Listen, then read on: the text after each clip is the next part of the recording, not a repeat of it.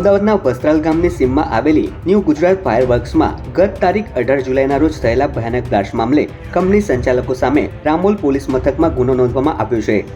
આ દુર્ઘટનામાં કુલ 9 લોકોના કમકમાટીભર્યા મોત નીપજ્યા છે, જ્યારે 6 લોકો ગંભીર રીતે ઇજાગ્રસ્ત થયા છે। ન્યૂ ગુજરાત ફાયરવર્ક્સના સંચાલકો દ્વારા કોઈપણ પાસ પરમિટ વગર આર્થિક લાભ ખાટવા માટે ગુનાહિત કાવતરું રચીને આ ગેરકાયદેસર કારખાનું ચલાવવામાં આવી રહ્યું હતું। પોલીસ ફરિયાદની વિગતો મુજબ આરોપીઓ વસ્ત્રાલવાળી જગ્યા ભાડે રાખીને પાસ પરમિટ વગર ગેરકાયદે ફટાકડા બનાવવાનું કારખાનું ચલાવતા હતા। આ બ્લાસ્ટ મામલે નોંધાયેલી ફરિયાદમાં મેહુલ ડોડિયા, તેમની માતા અને કારખાનાના સંચાલક રમીલા ડોડિયા તેમજ કારખાનાના ભાગીદાર સાદિક સૈયદનું નામ આરોપી તરીકે નોંધવામાં આવ્યું છે। ત્યારે હાલ તો રામોલ પોલીસે કાયદાનો સિકંજો કસતા આરોપીઓ સામે વિવિધ કલમ હેઠળ ગુનો નોંધી ગેરકાયદેસર ફેક્ટરી અંગે વધુ પુરાવા એકત્ર કરવામાં આવી રહ્યા છે।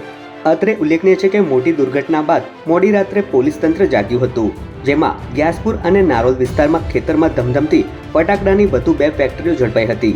તંત્રએ મોડી રાત્રે જથ્થો જપ્ત કરી ગ્યાસપુર ગામમાં કિંગ્સ ફાયરવર્ક્સ ફેક્ટરી અને નારોલ વિસ્તારમાં ગુલાબ પ્લોટમાં ચાલતી ફેક્ટરીને સીલ કરવાની કાર્યવાહી હાથ ધરી હતી।